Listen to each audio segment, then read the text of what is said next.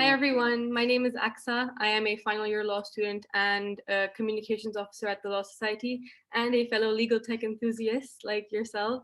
So joining with us today on the panel, we have Catherine Bamford, founder and CEO of BamLegal, Alessandro Palombo, founder and CEO of Hajjar, Emma Feldner-Busztin, legal tech analyst at Awan and Overy, and last but definitely not the least, Feras Hajjar, CEO and founder at App for Legal.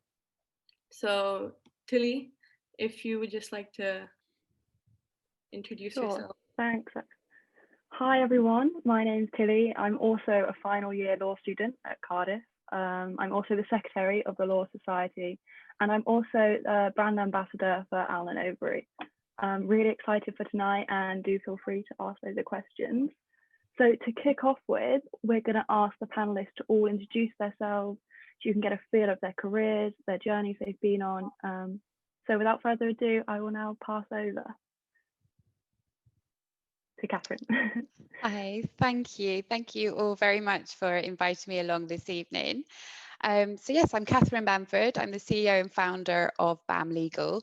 BamLegal is a legal technology and legal engineering company. We work with most of the kind of top 20, top 30 law firms globally, and some in-house legal departments. I started life as a lawyer at Pinsent Masons, and I practiced real estate and real estate finance there.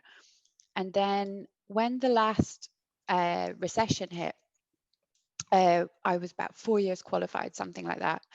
And I was asked to go on an internal secondment to look at ways that my own team, my department, could become more efficient.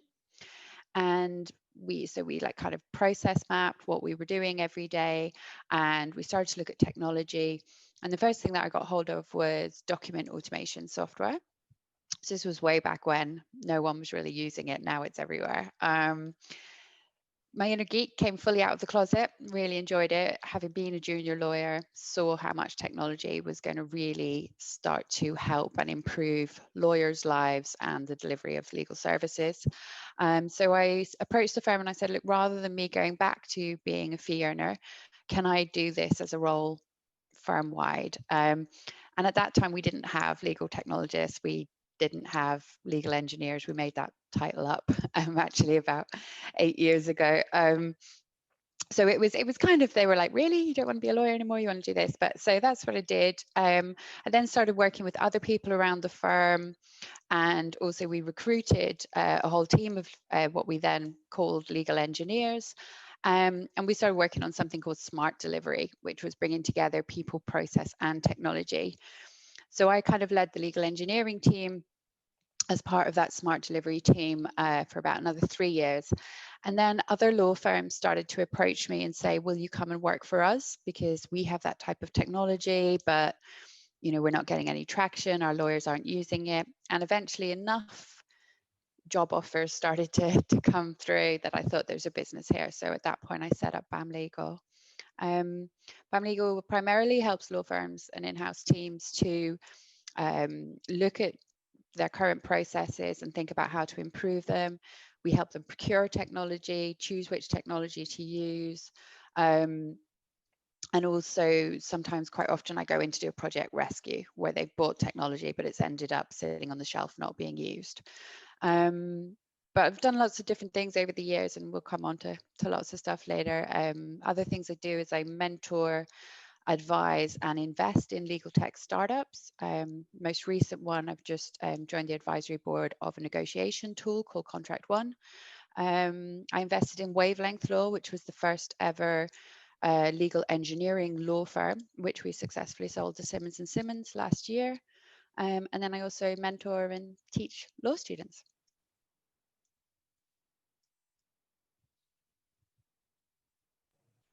Hello guys, so I'm really glad to be here today. A few words about myself. I'm this year co-founder of Hajjar, and we work at Hajjar on a side of legal technology, which is usually, let's say, not that much, explored by many teams, which is online justice. Specifically, we are trying to commoditizing arbitration. So the overall idea is to enhance access to justice over up to 166 jurisdictions using the legal framework of arbitration. However, we digitized totally the entire flow, and it will be blockchain based. So in a few words, our vision is to try to ensure fair, fast access to commercial, let's say, so to justice for mainly commercial disputes, for disputes up to 1 million. The idea is to ensure the same flow for solving those disputes. Independently, if you are based in Uganda or in New York or in Dubai. So this project we are running was born a couple of years ago in the deep blockchain space, and it has some elements of decentralization. I would like, let's say, not really focus on what we do now, but I would try to maybe tell you why I think this conversation is going to be really interesting.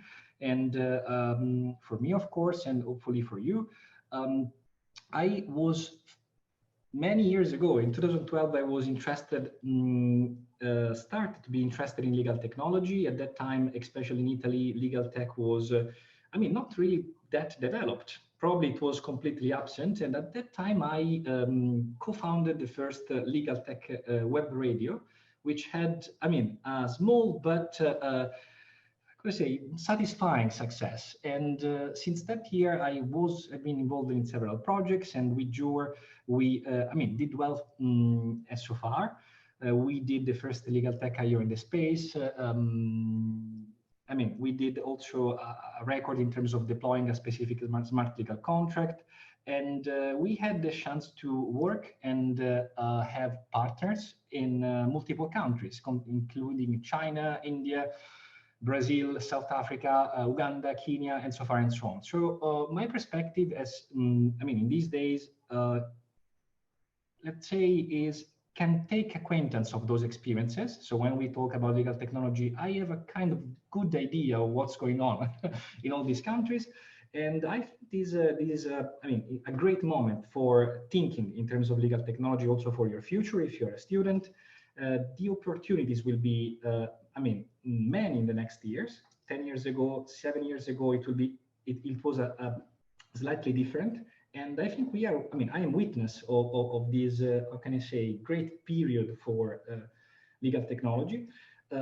If you look at, you can Google online, we especially in the UK, we had quite, success recently. We are working for, the low tech delivery panel made by Technician, and for the feasibility study for the national ODR platform for small and medium enterprises. And you will see also later this week a couple of important announcements in terms of, of things going on regarding this project and, within the UK. So I hope to be able to provide to you some hints, some ideas, some suggestions, or maybe advices for your next, steps in your career. And I find really, important for, students in, even in their first years or in the last ones to have this type of conversation, because these are great opportunities. At Jur, we did it in the last 6 months. Also, I would say successfully, the feedback was positive, several internship programs. So give always a look at that if you're interested, especially on the side of ODR, blockchain, and sometimes a bit, if you're also interested in a bit transformative projects, I will discuss that later, which is a big difference to be understood in terms of startups and especially within the legal tech space. If you're interested on that side, which goes to, try to, in this case, to make a kind of deep impact, consider to apply for an internship position or, engage with us. Thank you so much, and looking forward to hear your questions. Great. Hi, everyone. Hopefully you can hear me. Just tell me if you can't. So my name is Emma Feldner-Busztin, and I am a legal technology analyst at Allen & Overy, London. I joined the firm back in 2019 as part of the Advanced Delivery Program. And honestly, it's been an incredible journey since then. I have worked on some really interesting projects with some really inspiring people, so I feel very lucky. So I work in a team, which is the legal technology team, which sits with what I would call, it sits within a 21st century practice group, which is the Advanced Delivery and Solutions team. And this team provides technology, resourcing, and end-to-end solutions. And the real idea behind AD&S is that this practice group should deliver services in new and flexible ways, making the most of what legal tech can offer and providing specialist consulting and strategic advisory services. And I just want to touch briefly on a few of the service lines within the AD&S group. We have consulting, scaled solutions, document review and e-discovery, flexible resourcing, legal function transformation, and online legal information.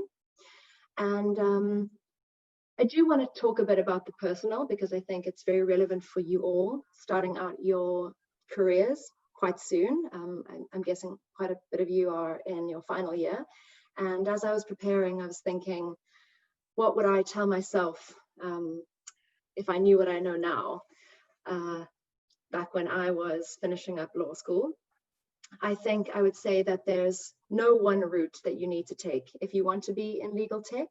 I think that it's great you're all law students, but we have quite a few people who actually come from the backgrounds of chemistry, data science, biomedical engineering. So it's quite broad. And the trajectory that I know best is my own. I'm a prime example of somebody who took a bit of a more scenic route to get to where I am.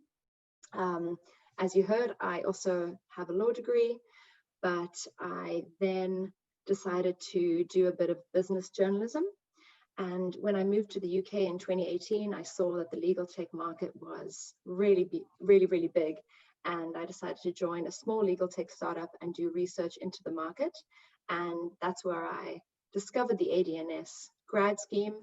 And I joined straight away because I knew I didn't want to be a lawyer. I wanted to be somewhere where the law was going. And I felt that the practice of law, at least what I studied, was kind of stagnant. I really wanted to be part of the future. So I imagine that you all are attending this talk for that reason. And I'm going to just keep it quite short because I imagine you have lots of questions for me.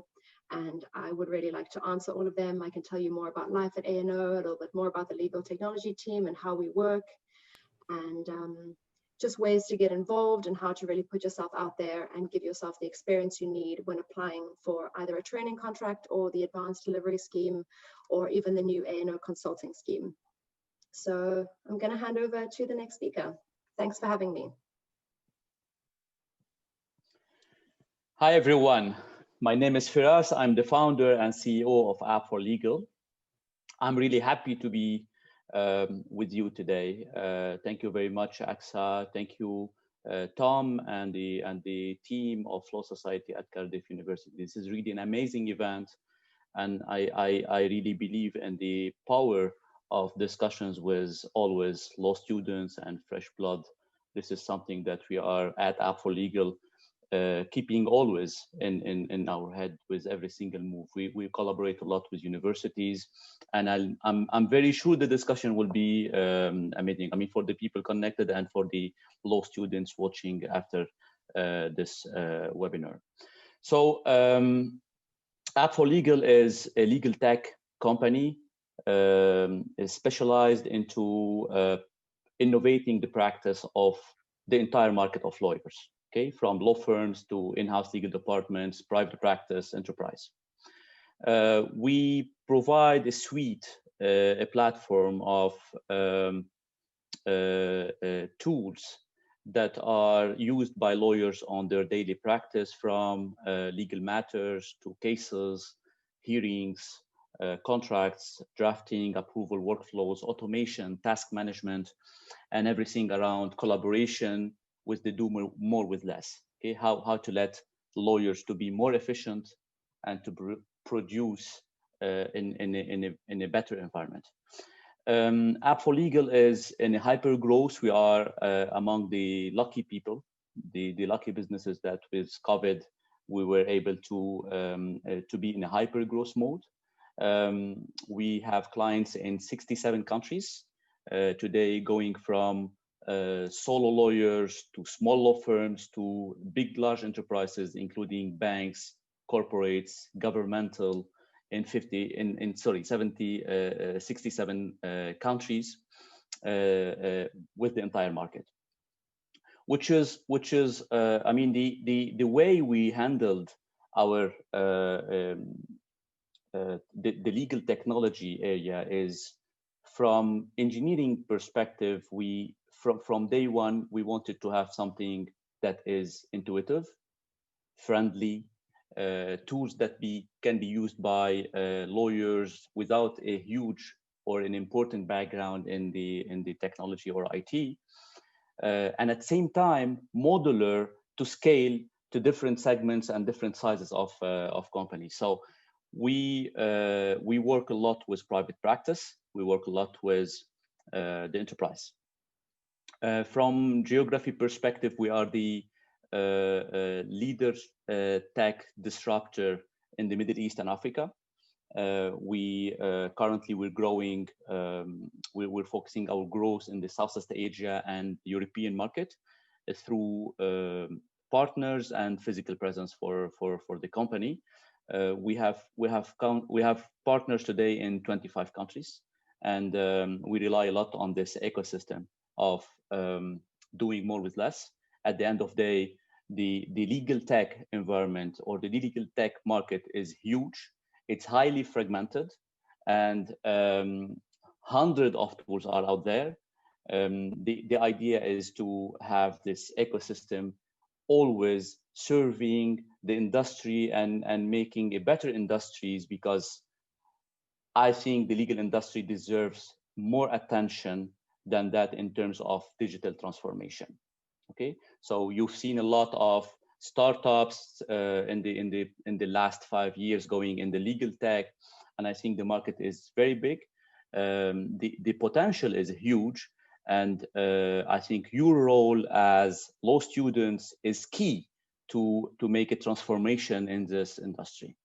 So I'll make it short. I'll be happy to answer your questions, and I will leave it to you, Aqsa and Tom. Thank you all for that. That was very interesting. I think we're going to start off with our first question now, if that's okay with you. And our first question to all the panelists is, what does legal technology mean to you? How would you define it? Thanks. Anyone feel free to jump in. I'm happy to go first if you want. Oh, sorry, Feras. Yes, please go ahead, Catherine. I think that there's a lot of hype and buzz and PR around legal tech. So I think it is important to define what we mean. It is just technology for legal. So it's better to look at it that way. I often there is people that's designing things and designing softwares specifically for the legal market, and that's great. And just like you have fintech, for example, in financial markets, it's good because they're being designed with the way that lawyers work in mind, or the way that services are delivered to clients in mind. But it is just technology for legal. And something I always kind of joke about is it's a little bit like weddings. So if you have a cake costs £20, but as soon as you say it's a wedding cake, it's £200.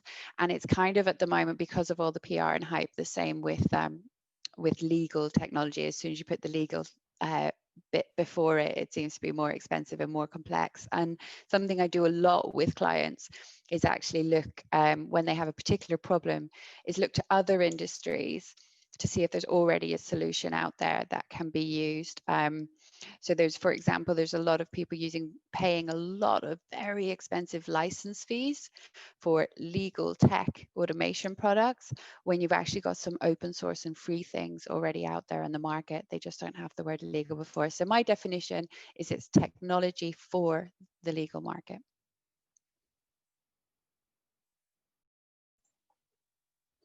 Yeah, let me add a couple of things. I mean, it's quite interesting how I mean, the definition by Catherine. It's unique, Catherine. This definition of how to make the combination with legal and technology more expensive. And in fact, let's take it a little bit from, because we have attendees, it might be very obvious, very clear what technology is doing for legal. So let's look at it from different angles. The first angle is when you have clients dealing with lawyers, right? So you have the classic clients dealing with law firms or with legal companies like a legal department in a bank or any enterprise. So a part of the technology is a set of services or tools or applications that can facilitate the work of these clients with the legal provider. So consider that the legal provider or the law firm is a legal service provider, and you have the clients everywhere, whether these clients are consumers or enterprise, and technology come to help or to bridge the gap of communication or collaboration or any data circulation between the client and the legal team. Okay, this is one angle of the story. The second angle, take a law firm or take a legal team inside any enterprise. Okay, they collaborate together. So don't think only about COVID, where people are working today from home or distributed, right? But every single team, whether you are in the same room or you are in distributed floors or in different countries, you need tools, okay? And you need a platform or an infrastructure to collaborate. So technology here comes to resolve certain problems for these kind of teams. Okay, so as per ACC, 40% of lawyers worldwide, even in the very developed countries, they still rely on emails and Excel spreadsheets to collaborate on their cases, matters on daily basis. And this is a huge, when you say 40% of lawyers worldwide still working on emails, you can have the end result. So technology come to resolve also this way of collaboration inside team. Okay, now technology come also to set certain application and processes to do more with less and to shape the way we are tackling the classic way tackling legal practice. Okay, how we're drafting contracts, how we're handling matters, how we're taking a hearing, like Alessandro in his company, they are working with the courts and how to handle the courts. So if you look at all of this, the technology comes to resolve problems and to innovate the way lawyers are working. This is my definition for the legal technology. Thank you, Feras, and thank you, Catherine, for that. So our second question, clearly technology has wide implications for the entire legal industry. I mean, this panel itself is a clear, solid representation of that. However, do you think that there are particular practice areas which are more susceptible to legal technology and they require, faster adoption in terms of that? I mean, again, this question's open to the panel, so feel free to jump in. Okay, I'll jump in. I'm first this time. So I would say that we saw with litigation that there was quite a lot of development quite early on, because in litigation, we see that there's a lot of document review necessary. There's a lot of emails to be read. There's basically just a lot to go through. So we saw the development of legal technology in those areas quite early. But now we're seeing that there are actually more and more opportunities for transactions to take on legal tech. So, for example, in due diligence reviews, contract lifecycle management, people are actually opening up a bit more to legal tech. And maybe that's been bolstered by the adoption of technology in litigation.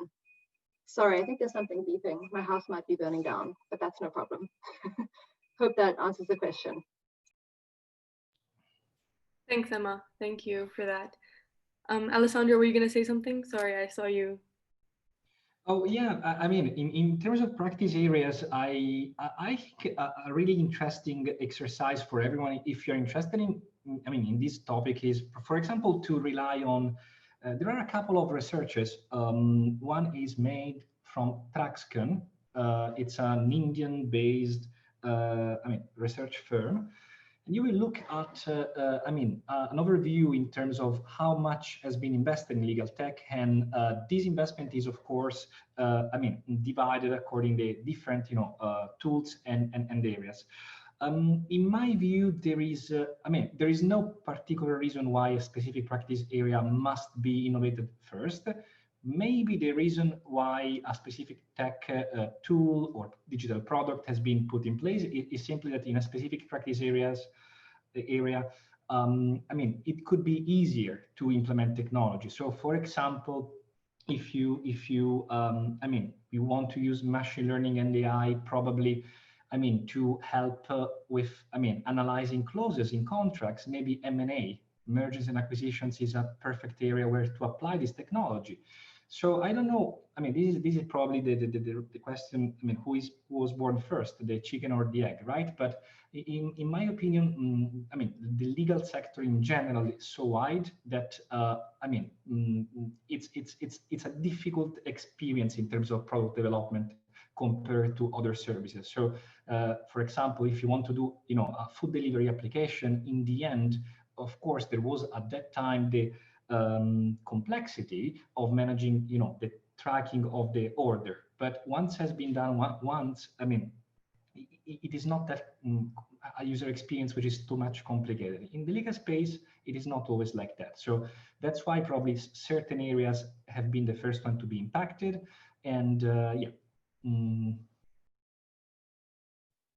Thanks. Thank you, Alessandro and Emma, for that. So the next question, Catherine, this question's for you.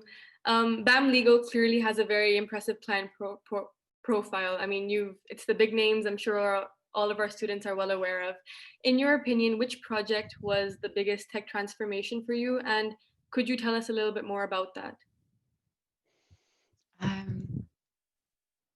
Which project was the biggest tech transformation with all the clients? Because there has, I've been doing this for 10 years, so there's been so many different projects. But yeah, maybe it would be interesting to explain some use cases so that people actually can see how legal tech's being used. So one, trying to think what. Can I talk just more about, probably not like the ones that have like transformed entire industries the most? They're actually probably more what we'd refer to now as kind of the boring ones, the ones that all law firms these days should have implemented. For example, document automation in all of the transactional departments, and there's still quite a lot of law firms out there that haven't. To the last question, are there particular areas that are more susceptible? You'll find that some law firms, a lot of this actually, it depends on where the appetite is, where you've got more forward-thinking partners to drive projects, where you've got kind of the junior lawyers that want, obviously it comes down to things like volume. So if you've got a department that does like 100 of the same type of contracts, say like real estate or employment every month, they might be happier to do some form of like automation as to the way they work than to a department that does one deal a month for, so saving a couple of hours for them doesn't really matter. So that's, but really it comes down to the partners who buy in and push it. So you have some law firms that will start in banking, and you'll have other law firms that will start in real estate, and others that will start in litigation. So it goes all over. So the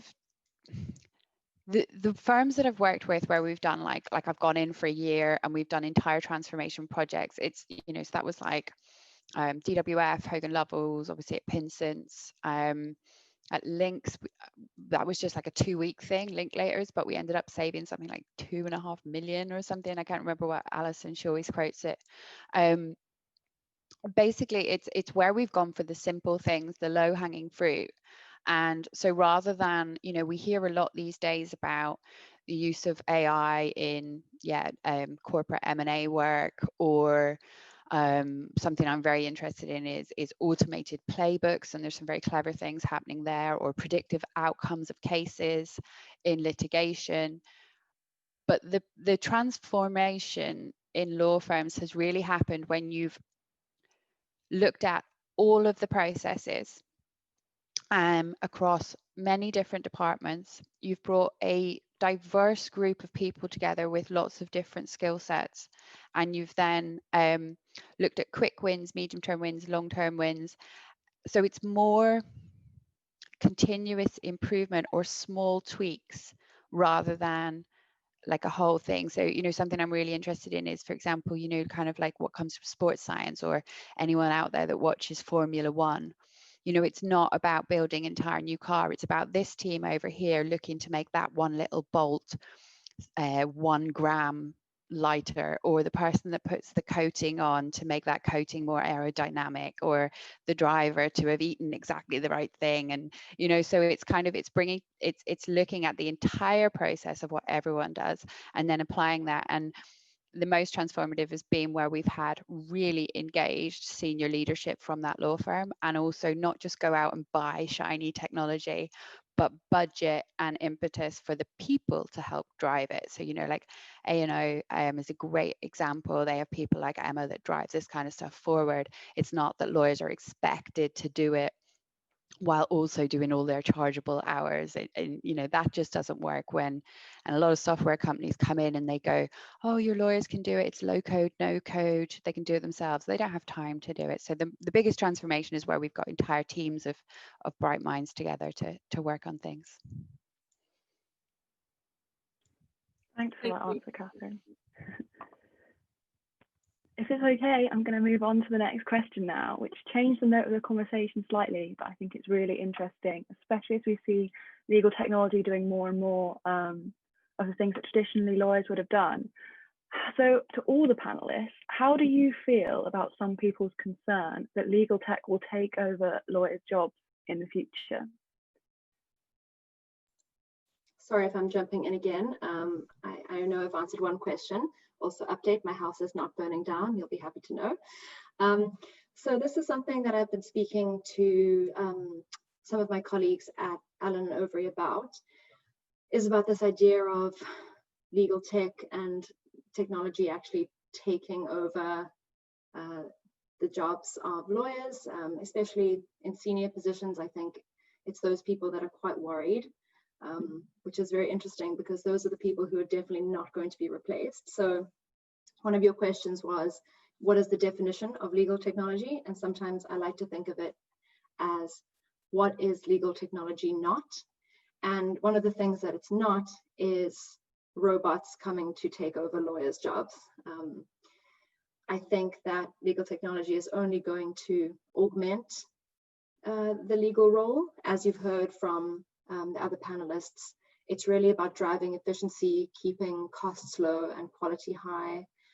It's about really improving the life, at least from my perspective, what I see in Allen and Overy, it's about really helping junior lawyers out, kind of cutting down that grunt work time when you're doing, you know, a huge due diligence review or looking at documents or having to do this really repetitive process.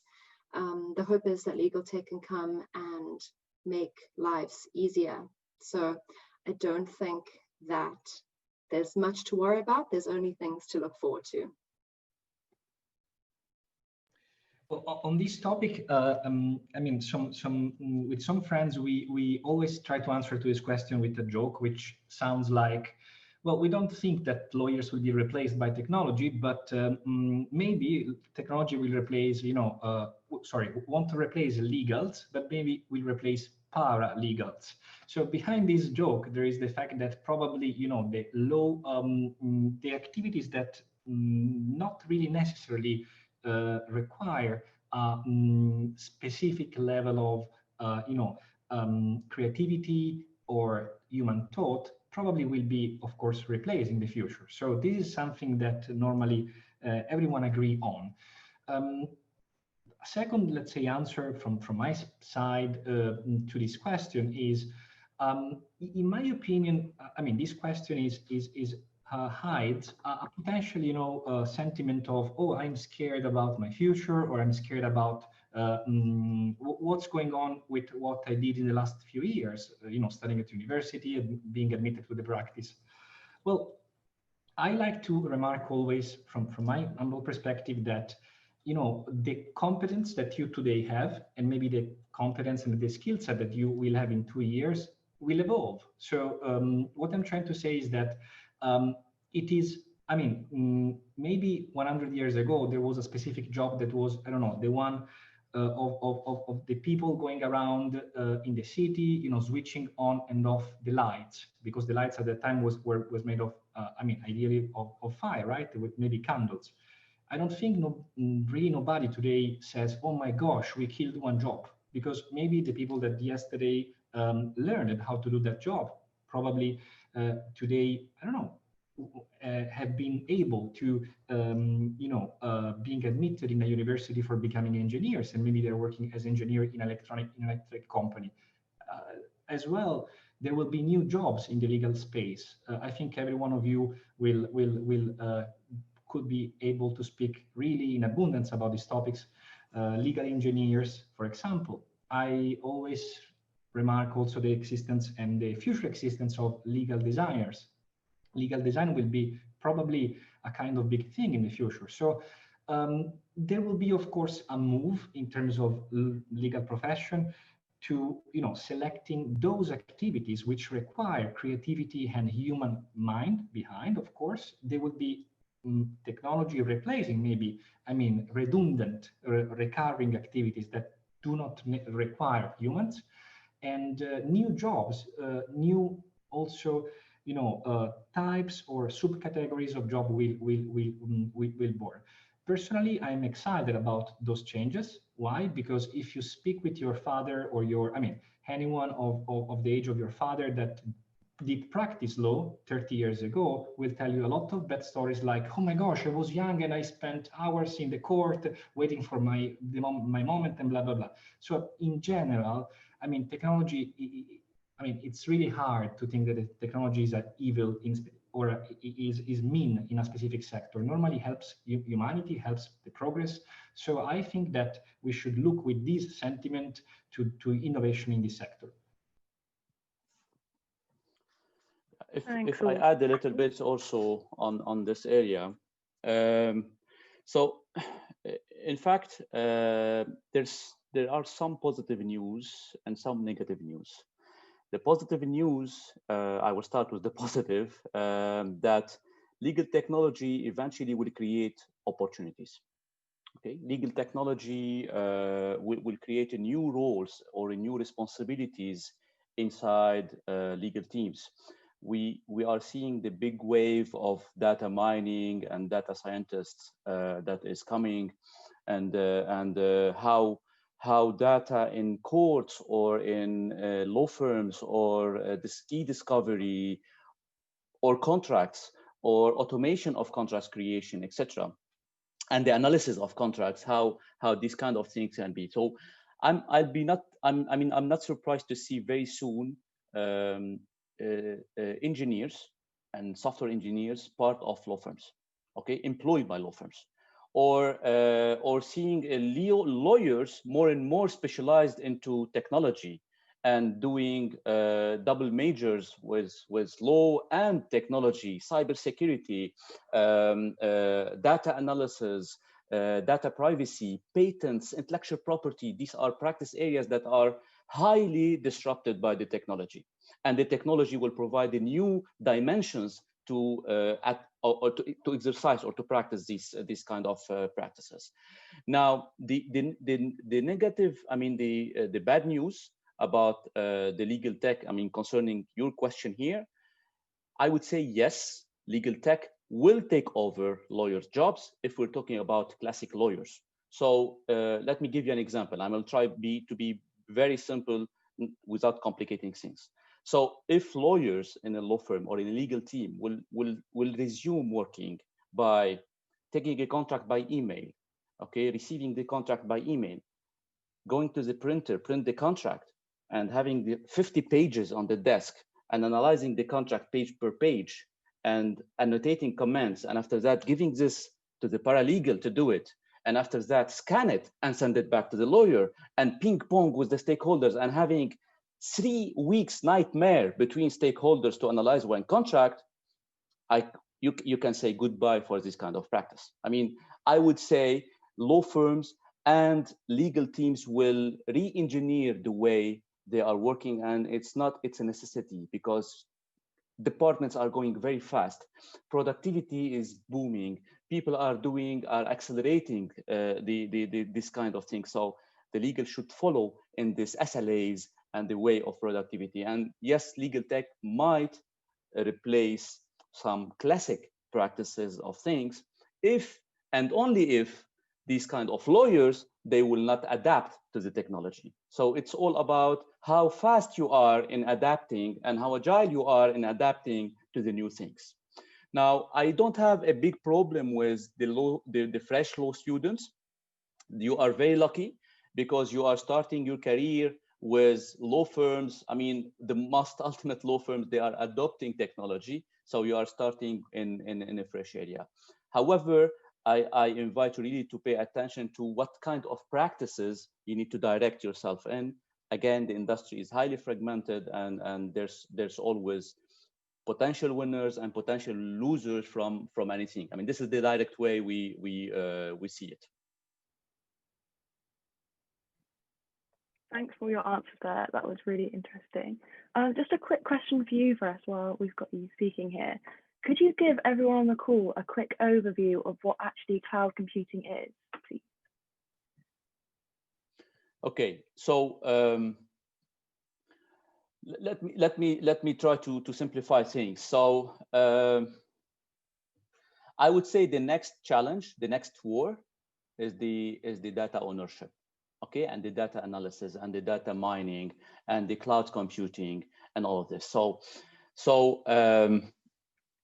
the big challenge here from legal perspective is the ownership of data, the privacy, the access to data, the jurisdiction, and how I don't know if you heard about a lot of telecom companies having troubles in different jurisdictions where to host their data if you have voice over internet or video calls, this kind of thing. So this is one. Now if we go back to the cloud computing and the data on the cloud. So imagine that you have somewhere a mixer, a big mixer, and you are submitting data everywhere, and you're just combining things on the somewhere on a server. I don't know where is the server, and taking decisions and reshaping our habits and our way we do everything. So I don't know if you noticed one of the social media. I don't need to say names in this event, but one of the social media currently, they have a big problem on the privacy where they activated a very hidden option in their social media. They can detect every single move you are doing on your mobile, even if this social media is off. Okay, so they can know that you did a transaction on Amazon, or you visited this website and how much time you spent on visiting this particular page, and sending this information from the social media app to take decisions and to, I don't know if you noticed, I mean, I'm sure that you noticed when you go to social media now, if you look on Google for something that you need to buy and you go back to your social media app, the first thing you see that the same item you were looking on Google on it. And this is always, I mean, this kind of things, we don't know. Today, if I'm using an email like Gmail or Hotmail, I don't know where the data is hosted. And so imagine this scale of jurisdictions and countries working on the ownership of data, and imagine the size of the story. Thank you, Feras, for that. That was very interesting. So this next question, again, open to the panel. This topic of discussion is going to be relevant today, tomorrow, and the future. How has the pandemic currently affected the legal tech industry, and what are the implications for, let's say, the next decade or so? Feel free to jump in again, anyone. Well, I will begin really shortly. I mean, my experience, and I think that most of the experiences in most of the countries, is that the pandemic accelerated, I mean, every digitalization process, which of course include also legal technology. I mean, it's not directly our vertical. However, I think that the biggest impact that pandemic had on the legal industry probably has been on the solo lawyers, small firms, small, medium firms that maybe yesterday, before the pandemic, they were not really into, technology. They didn't invest in the past on such tools, and maybe they relied on practices, that they had for the last few years. With the pandemic, everyone, even the small firms or the solo lawyers, had to, improve their set of tech tools and tech stack used on a daily basis. And what we saw, in several places of the world, has been essentially around using those tools. There is, in every country, there is a specific discussion, for example, regarding certain topics. One is, for example, if it is appropriate to think to solve disputes with online hearings. You know that there is a huge problem of backlog in every court.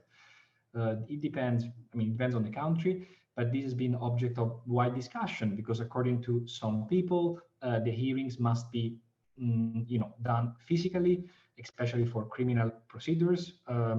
Other people are more open to, to this topic. In general, nobody 12 months, before the pandemic, in the legal field would have even considered to do online hearings. This was probably, this is also has been discussed in several, working groups of parliament. And before the pandemic, nobody really wanted to push forward innovation in the legal sector so much. So this is one effect that, for sure, I think it's quite, horizontal to multiple jurisdictions and markets.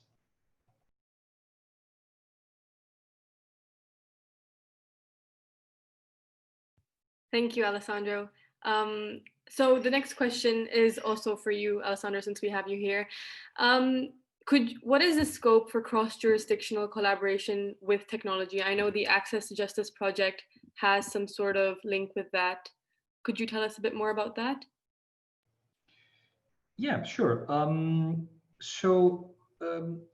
not sure which is the angle that might be of interest for everyone today, but in a few words, I think that, there is one general concept that everyone knows, which is, with technology, it's much easier to do business, to create business relationships with people in other countries, right? So there are several phenomena. I think that Emma can widely confirm that, and really abundant data that, in the next 10 years, cross-border deals will grow and grow. Pandemic probably accelerated those. If you look at even the behavior of US company or San Francisco-based company, now everyone is starting and saying, look, let's hire people which are not based in the US. We can leverage, the different also prices for hiring people and so far and so on. So in general, in globalization, there is often an opportunity for, increasing the demand and the offer of certain goods or services. When business grows, unfortunately, also the chance of getting into disagreement grows. So as an effect of this major trend, there is an expectation of another trend, which is the, let's say, the commoditization of international disputes. What does it mean? 20 years ago, when to start and maintain a business relationship between, Spain and China was extremely expensive. Probably just a few major companies were able to do that, right? Today, we send a couple of emails.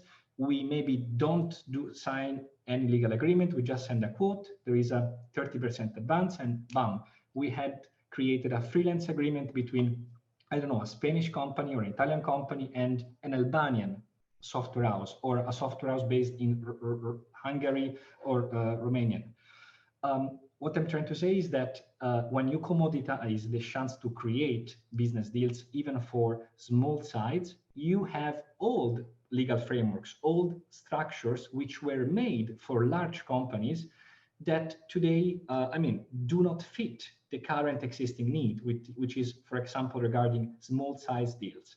And that's where, partially our project is aimed to impact, because, remote working from home enables, infinite, endless potential for, working from everywhere in the world for companies that are in other country, and these enable, this creates, let's say, the need of new instruments for providing a really effective justice. Arbitration was made with that purpose a lot of years ago, and it's a really expensive instrument. I don't know if you know someone that used arbitration. Probably the answer will be yes, I know someone, and it is a large company, above 250 employees. That's for sure something to be considered. In terms of legal practice, this might be of interest for you guys. What I'm lucky enough to have several friends who are of different ages. One trend that I notice is that the generation of lawyers that today are 50 years old, normally they are much more, they have a mindset which is much more locally oriented. It's easy to say that if you're going to practice law, especially in the UK, which is extremely open as mindset and business mindset, you want to work, for example, in a commercial department, unless you do litigation locally in London. There is a good chance that your work will be more international than it was probably 20 years ago. So it's quite interesting, and in my opinion, it will impact also what you do. People I know are willing to specialize in space law. 10 years ago, if you would have talked with someone, everyone, and if you imagine yourself asking, hey, what about space law? 10 years ago, probably the answer would have been a big laugh, right? Today, it is not anymore so. So this is one other example of, progress and direction of technology or in innovation in the sector.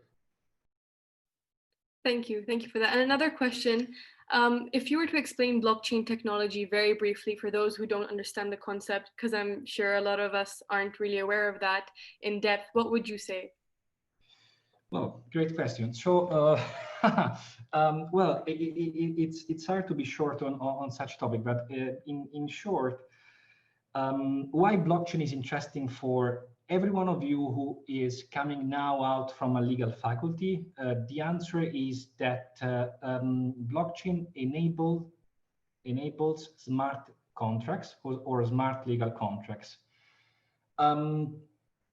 I'm trying to be as simple as possible. The biggest innovation of blockchain is that it is a distributed ledger. So it's a kind of distributed accountancy book, which is living every day in the same moment on thousands of computers around the world, so that there is no specific authority that can come and says, hey, I issue a court order so that specific server is switched off.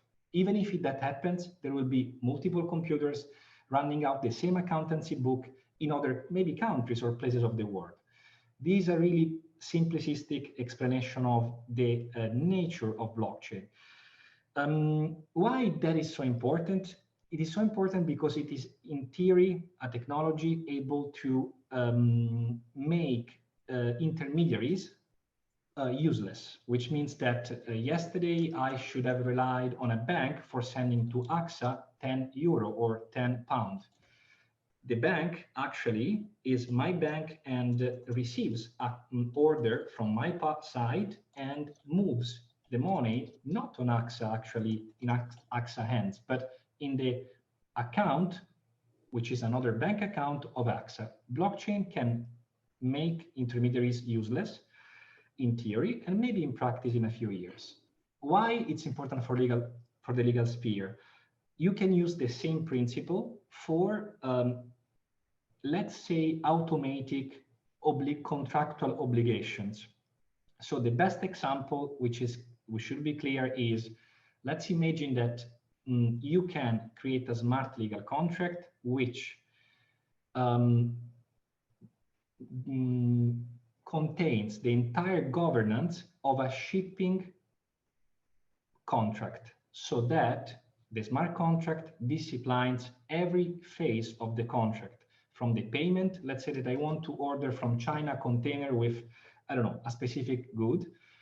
I pay, the payment is put in escrow in the smart contract itself, and the payment is unlocked only when the goods, for example, reaches a specific harbor, when also, second condition, a specific sensor in the container says that the temperature of that container has been maintained below a certain threshold on the entire shipping, and so far and so on. You can include all the variables and conditions. So which is the benefit in theory?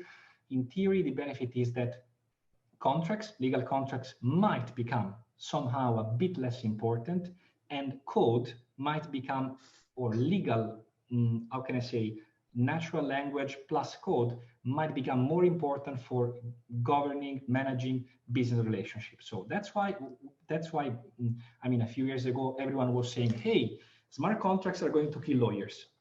Everyone can be extremely calm, and everyone can stay really calm. It's not going to happen, but it's a trend that might be important to be considered. I'm closing on this point. Every big innovation starts with hype. Hype brings, a lot of people or staff that try to do crazy stuff, and 99.9% of those fail. The internet was a bubble, but it's thanks to the internet a few years ago that Twitter, Uber, and whatever, Google, and blah, blah, blah were born, right? So in the blockchain sphere, we had the bubble in 2017. And everyone was jumping on the boat and saying, let's use blockchain also for cooking my pasta in my kitchen. That was, let's say, the approach. Thanks God, the market rapidly changed. So all these scammy, crazy projects, almost everyone died, and the ones who survived or will born in the next years will be probably the ones to become Google and whatever. So why I'm telling you all this story, I'm not, frankly speaking, a fanatic of blockchain by itself. I'm a fanatic of what we can do eventually in the next 10, 20 years, thanks to blockchain-based procedures. The journey is going to be long. Smart legal contracts require oracles. If you're interested in diving down, please Google oracles, blockchain oracles, or whatever, and you will read more about that. So the key element and the conclusion is blockchain is not going to impact the world until the oracles will be mature enough. That will probably happen in 3-6 years, it depends on the industry. Will it affect the legal industry? Absolutely, yes, definitely. Some sectors could be completely replaced. If you look, you are in the UK, right? You can look at the white paper done by Mission Dereya team. It's a law firm in the UK with the land registry about blockchain implementation in the land registry. You can download it and give a look at that. But it's really important because it affects the property, the ownership of real estate, goods, and so far and so on. You can give a look at that, and you can, have a better idea about why all these IPs have been generated. So you're lucky enough to going to live the next 5 years, where maybe some projects will, in this space, will come. Maybe some of them, they do not exist today. And you will assist to this big change. Of course, as anything in the world, especially when it starts, be really cautious. Not everything which is shiny will end up to be gold, but it's definitely something to monitor if you want to be an active protagonist of the legal market in the next years. Thank you for that insight. Thanks. Our next question, which is open. Ooh, can you hear me? Sorry, Yeah, I think we can hear you now. I'll be right back. Don't know what happened there, but I seem to be back. Sorry about that, everyone.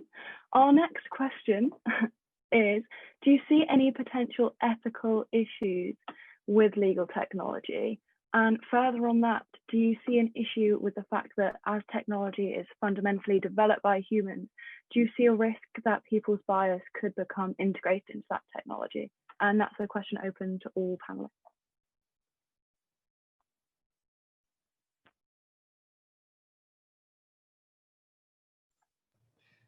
Well, I will start if nobody will take it. Yes, absolutely. There's always a potential ethical risks with technology. We can think directly about data ownership. Okay, we can think about privacy, and huge efforts are allocated in this direction. How today you can protect the consumer privacy, and how, I mean, lot of initiatives. I mean, one of them in Europe that you know it very well, the GDPR one, and ethical risks are always risks that come with legal technology. So you have not only the privacy, you have the access rights.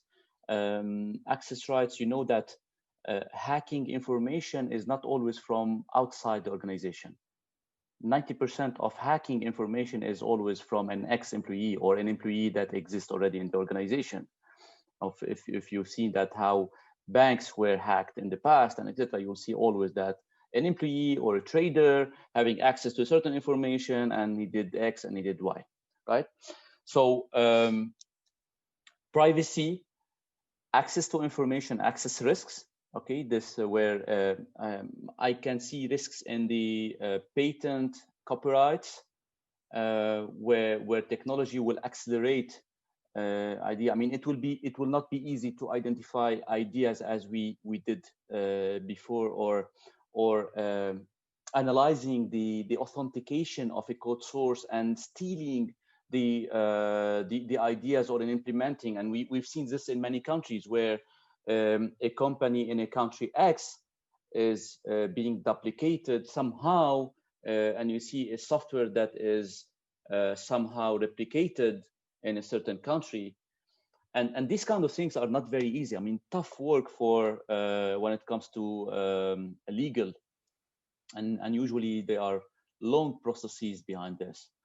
So there are always, you know, good rules come always with exceptions, right? When you put rules on the legal technology, when you write a nice processes in the technology, there are always exceptions to these processes and a way of hacking. So we put, you were talking about blockchain, and by the way, blockchain is not very new. I mean, it was invented in 2008, and the funny story about it is, like, until today, the identity of who invented blockchain is not known. So many things with technology will be at risk, and at the end of the day, technology is not something that we inherited from the sky.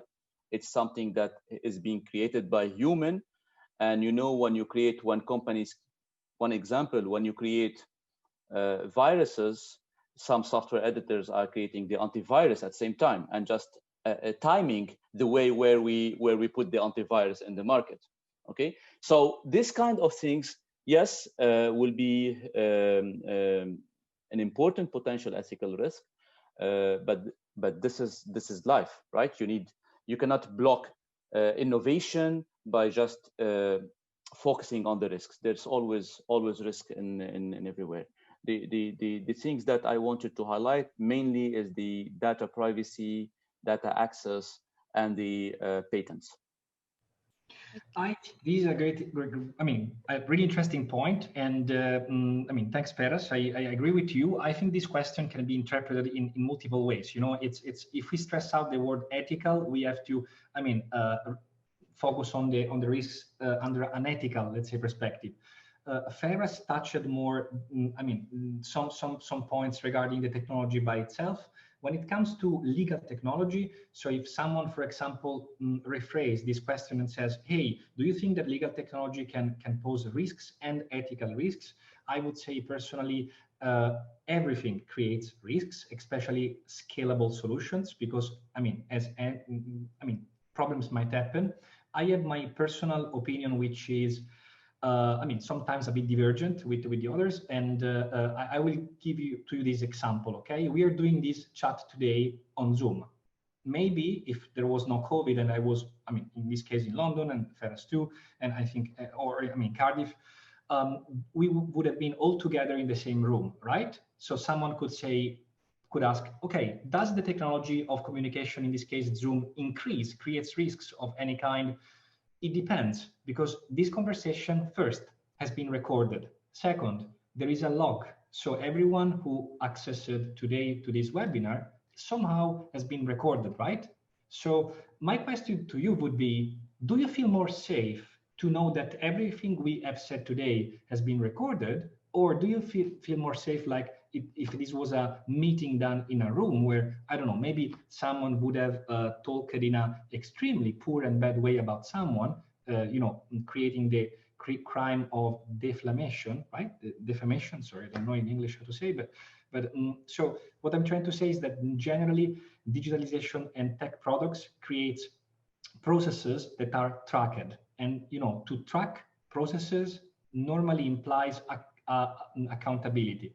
So in my opinion, legal technology on a high level, let's say perspective, reduces risks of bad behaviors, because in general, there are more chances of accountancy. The example of Feras that did before regarding lawyers working on paper-based contracts, maybe it can be used also in this case. If you have a fully online, efficient procedure regarding all the intervention and feedback of stakeholders regarding contracts, maybe in this case, the risk for the lawyer will be reduced. Because if the lawyer approves one specific clause upon instruction of the client, that instruction is going to be recorded. If it was maybe by voice, by an informal meeting, maybe there was no proof of that specific instruction. So this is my, at least, interpretation in terms of risks. Ethically, I think that, ethics is normally neutral to technology, normally. The one thing I would add that's a little bit different to what Alessandro and Feras have focused on, that normally comes up when students in particular are looking at this question, is around predictive analytics, so the predicted outcomes of cases, and the closer we get to that. So as we talk about the tech-enabled lawyer, so we still have lawyers, but their advice is maybe based on systems where they've looked up all the facts of the case, and that's given them potential outcomes, potential results. And I'm conscious of time, so won't go into it too much, but it's just that, if you think that most of the people writing the original algorithms are white men, we do just need to think about if there's any gender bias or any other type of bias within the algorithms themselves, and if there's a risk there. So there's been a lot of evidence of this in, for example, the insurance market. A really good talk that I'd recommend for anyone interested in this is a TED talk by Christina Blacklaws, which is all about bias in algorithms and applied to the legal market. Christina was Law Society president last year. Thank you all for those answers. It's a really interesting topic. I'm now going to throw a question at Emma, if that's okay. I was interested in your experience, Emma, at A&O. How open are people to change and adopting new technologies, especially if they're unfamiliar with them? That's a great question, and thank you. I think, obviously, you do have to remember that it is the legal profession. It has been known to be a little bit behind adoption. At least that's the stereotype. But I would say it is one of the places that is the most fertile for it. A&O has a huge drive and a huge, I guess, promotion of legal tech within the firm and outwardly. So I think we do get a lot of engagement from the associates and even from the partners. I think A&O's really vision. And actually our managing partner, Wim de Jong, he is a huge proponent of innovation, and it really helps when it starts at the top. So it has really trickled down, and ANO was really wonderful in supporting all of us from March onwards when the pandemic started. People were sent laptops, and I know that's more on the IT side, but you know, it kind of starts there. And myself and my colleagues, we're always busy. We're always getting ideas from associates and partners. We're always giving demos on the products that we've licensed. So it kind of ties into a lot of things we've mentioned.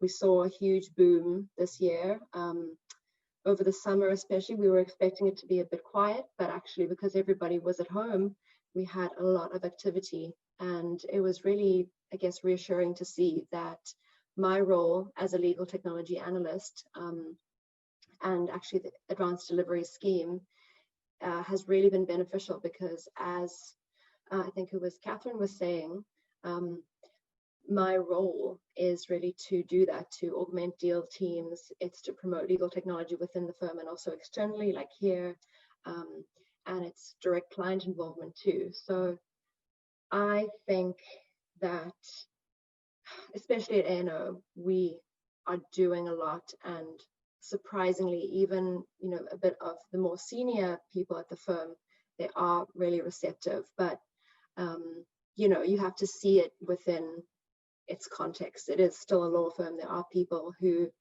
started working there over 20 years ago, so they're a little bit more reluctant. But being in that environment of innovation, we have our Fuse space, which is just inspiring to go there. So yeah, I think that's pretty much it. I'm very impressed actually by everybody that I've met at ANO and all the interaction that I've had so far. Thank you, Emma. It's great to hear that law firms are actively taking part in the legal tech revolution, and that also internally. So our last and final question, how can students and even experienced lawyers, professionals get involved with legal tech and kickstart their career within legal tech? I think the main concern with that is, people think, oh, I can't get into legal tech because I need an undergrad degree in like software engineering or computer science, or I need experience in coding. So what is your take on that? And are there any particular resources you would recommend? I'm just gonna take the floor while I'm here, while I'm off mute. I won't be very long. I'm cognizant of time. I would say definitely, you don't have to know how to code. You don't have to know, engineering. You don't have to be a data scientist to get involved in the legal tech scene. It's very broad. As I mentioned in my introduction, people come here on all different paths, and from everybody you've heard today, you can see we're all pretty different. I mean, I started my first degree in languages and then ended up here somehow. It's all about your interest and your passion. And I would say that some of the best resources are events like this. Go to any events you can. I know it's obviously kind of dire times right now, but any online events, try and meet people. And I would say from ANO's perspective, if you follow Shruti Ajitsaria, who is the head of Fuse, or Jonathan Brain, who is the chairman of Fuse, if you follow them on LinkedIn, they often are sharing some really valuable insights into innovation and the legal tech market in general.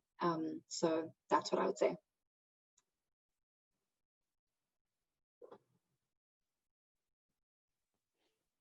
Yeah, I would completely agree that everyone working in this space comes from very different backgrounds, and I think that's important.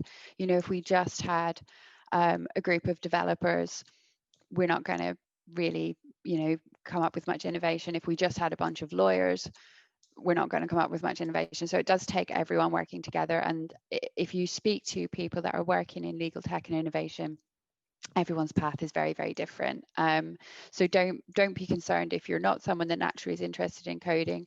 I do get asked this question a lot though, and I do say that if you can just get like a little bit of an overview of what is code. So if you're not techie at all, that will really help. A lot of us working in this space are intermediaries between technologists and developers and the lawyers. So if you can start to think of the law like code, and all I mean by that is any programming language simply says, if this, then this, otherwise do this. So for example, let's say you're defending an employment claim as an employment lawyer, you know, if unfair dismissal, then if you have 2 years service, then you have an eligible claim.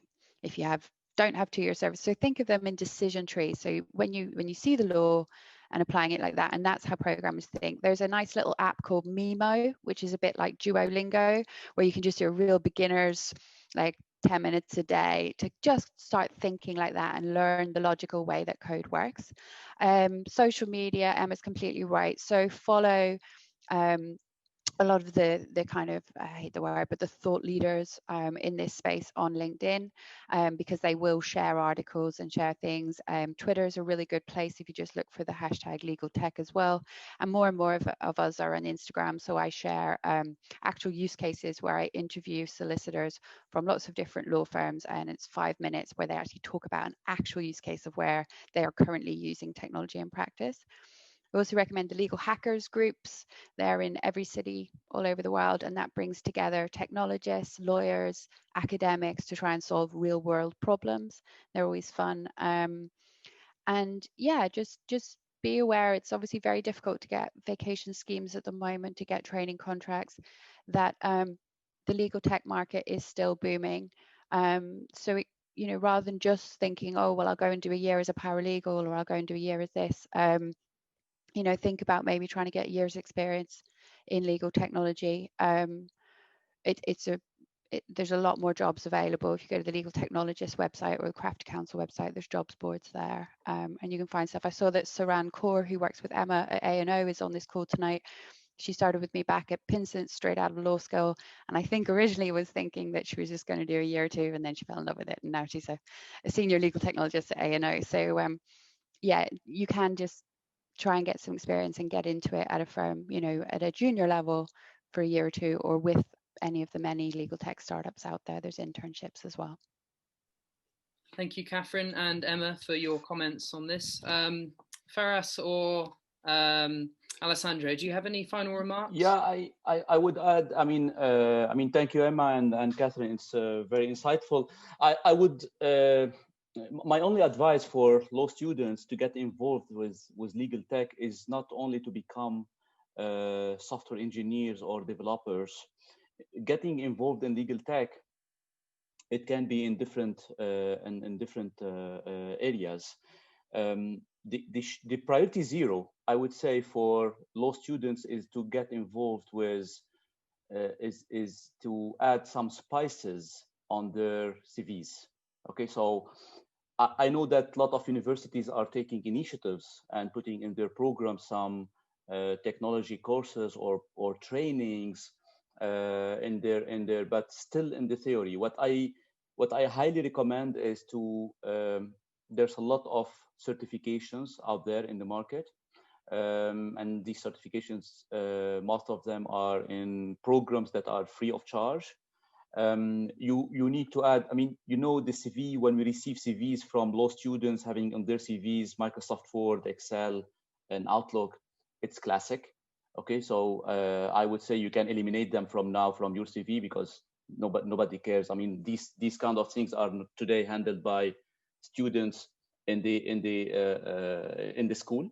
So you need to add something. I mean, getting involved more with practice management solutions, contract drafting solutions, automation processes, collaboration solution, project management solution, because I believe the lawyer, I mean, the law is a beautiful profession. It's a powerful profession. Okay, you have a lot of opportunities, and it's really one of the profession, or the law student has a huge, I mean, a big scope of potential work in front of him or her. So you need just to adapt, okay, your profile to what it's happening today in the legal, right, with the legal tech. So trainings on legal tech and practicing with these kind of solutions. Most of the solutions, they have free trials on their website, so you can subscribe to any solutions and practice it for yourself. Whenever you have a project at school, at the university, and you have a case to handle, or a matter to handle, or a contract to draft, do it on a system and you will see very quickly that you're adapted to the future work.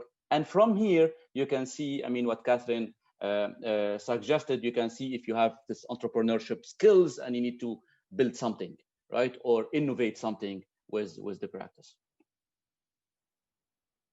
Well, I'm jumping in. I mean, thanks, Emma, Catherine, Feras. I think all the points are extremely, I mean, I totally agree. I'm just adding a few more. One point I think which might be important if you want to understand more, get more involved in legal technology, is to not forget that it's in any case technology. So it's the tech scene, tech area. So please consider to read a few books which could be considered the fundamentals in terms of startups. So learn about problem market fit, how to get the traction, what is a minimum viable product, and so far and so on. Why? Because if you do not understand those concepts, you won't really get a clear picture of any startup in the legal tech space. Why? Because before being legal tech startups, those are startups, and the rules are sometimes the same, among startups in totally different sectors. How to do that? Personally, what changed me, and I really got direct benefit out of that, and it is totally for free, is use more Twitter. I know that it can seem weird, but if you learn how to use Twitter, if you Google and you are consistent, you can let's say, get in touch with the best founders out in the world. You can connect with them. You can chat with them. If you're young and you are pushy, nobody's going to tell you no. 5 minutes, 10 minutes. The problem is always to not ask.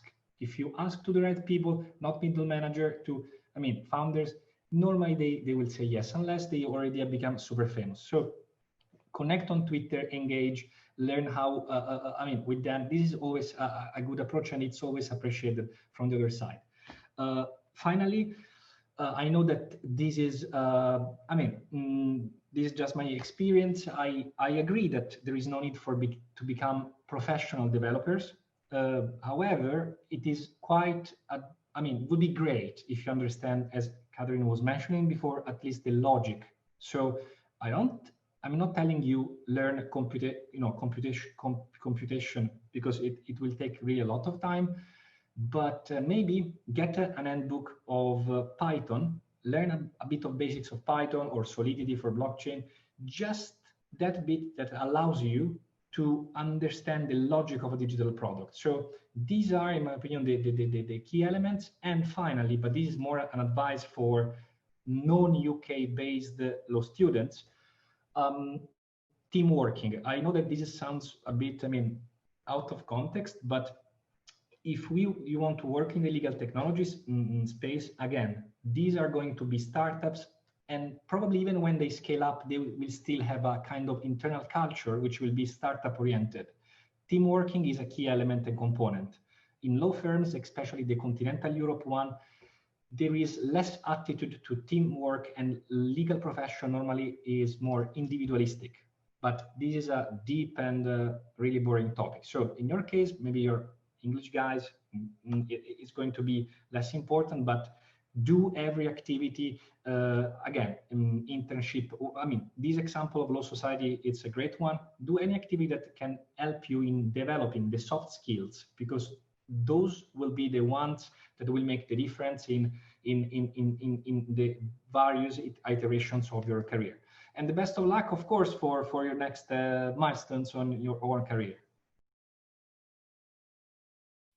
Thank you all. Yeah, there's some great advice in there for students, and certainly a lot of food for thought from this event. So I hope that students do decide to pursue their interest in legal tech.